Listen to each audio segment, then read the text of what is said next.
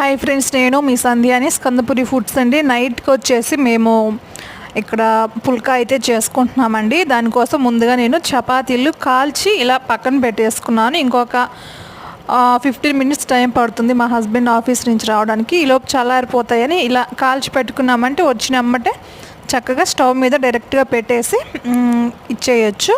ఇక్కడ చూసారు కదా, గోంగూర పప్పు అండి, సూపర్ కాంబినేషన్ కదా.